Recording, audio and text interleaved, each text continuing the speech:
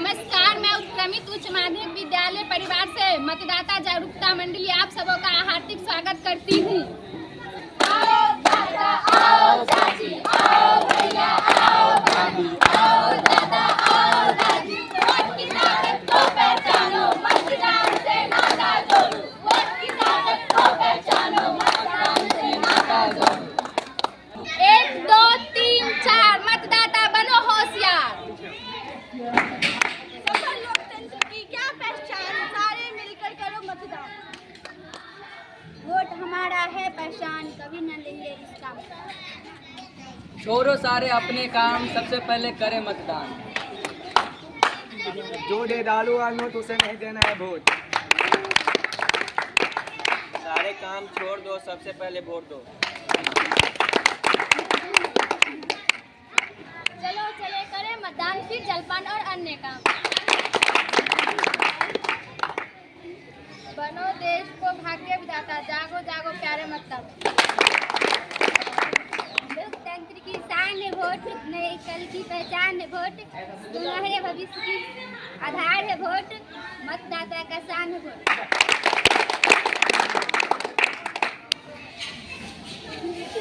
क्यों बेटा आज इतना खुश क्यों? कुछ मिला है रास्ते में? नहीं मम्मी, कुछ मिला तो नहीं, लेकिन स्कूल में ना आज मतदाता के बारे में बताया गया और उसमें बताया गया कि वोट क्यों जरूरी है।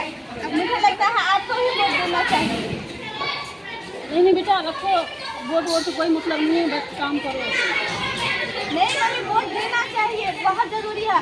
और इससे जो होता है ना, प्रतिनिधि अपने मनपसंद की प्रतिनिधि आप चुन सकती है और वो जो होगा अगर वो अच्छे होंगे तो पूरे अपने देश को ना पूरे शिक्षा देंगे, स्वास्थ्य केंद्र में और थोड़ा पैसा खर्च करेंगे, अच्छे से हम लोगों को बताएंगे, शिक्षा देंगे। और शायद आपको और पापा को भी वोट देना चाहिए और भैया को भी बुलवा लीजिए, क्योंकि भैया की भी उम्र हो चुकी है 18 साल।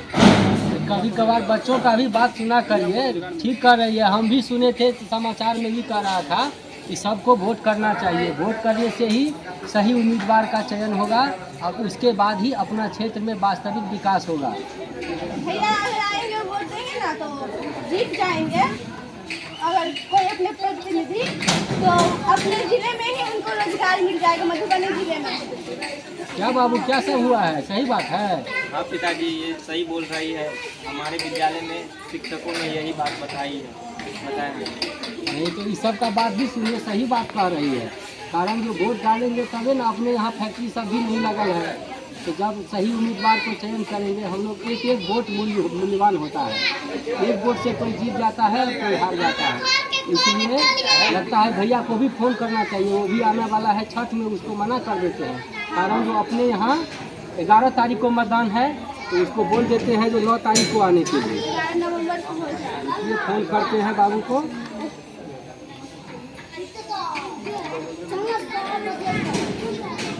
हेलो, हाँ सोनू, हाँ खुश रहो बचवा।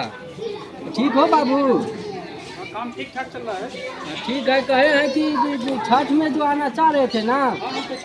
नहीं बाबू, इस बार छठ में नहीं आना। छठ सब साल होता है और ये मतदान जो है सो 5 साल के बाद ही अपने विधायक का चयन होगा। नहीं तो करना यही है कि 9 तारीख को ही आप ट्रेन पकड़ लेंगे ताकि 10 तारीख को पहुंच जाएं और 11 तारीख को निश्चित रूप से मतदान करना है। मेरे पास तो छुट्टी भी नहीं बचा है पिताजी, अब तो हम छठ पूजा के लिए बचा के रखे थे। नहीं तो छठ पूजा में फिर 5 साल के बाद, छठ पूजा तो हर साल होता है लेकिन मतदान जो है 5 साल में एक ही बार होता है। इसलिए इस बार आप छठ पूजा में नहीं आइएगा, आप मतदान के लिए ही आइएगा और 9 तारीख का ही टिकट आप बुक कर लीजिए अभी से। मतदान करना बहुत जरूरी है क्या?